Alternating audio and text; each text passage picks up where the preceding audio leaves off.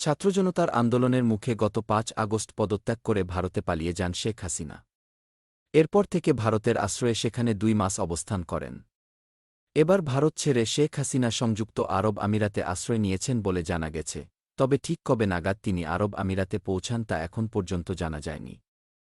সম্প্রতি আরব আমিরাতে দেখা গেছে সাবেক সংসদ সদস্য শামীম ওসমানকে।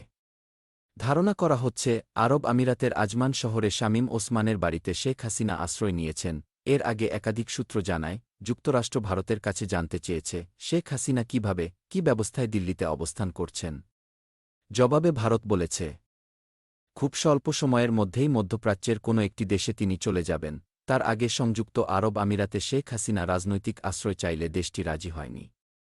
ব্রিটেন, যুক্তরাষ্ট্র ও মধ্যপ্রাচ্যের অন্যান্য দেশগুলোর মতো সংযুক্ত আরব আমিরাতও শেখ হাসিনাকে রাজনৈতিক আশ্রয় দিতে স্রেফ মানা করে দেওয়া হয়। এদিকে কোনো প্রেক্ষাপটে এবং কী শর্তে শেষমেশ আরব আমিরাত আজমাইন শহরে শেখ হাসিনাকে আশ্রয়ের অনুমতি দিয়েছে সে সম্পর্কেও সুনির্দিষ্ট কোনো তথ্য এখনও নিশ্চিত করা যায়নি। আরব আমিরাতের আজমাইনে শেখ হাসিনা ঠিক কতদিন অবস্থান করবেন এবং তার পরবর্তী গন্তব্য কোথায় সে বিষয়েও জানা যায়নি। শেখ হাসিনার বাংলাদেশ ছেড়ে ভারতে থাকার ভিসার মেয়াদও শেষ হয়ে যায় বেশ কিছুদিন আগেই। আন্তর্জাতিক কূটনীতিক মহলে শেখ হাসিনার ভারতে অবস্থান নিয়ে মোদি সরকারকে দেশের ভেতরে বাইরে যথেষ্ট চাপের মুখে পড়তে হয়েছে। মোদি সরকারকে বিব্রতকর অবস্থার মধ্যে দিয়ে যেতে হয়।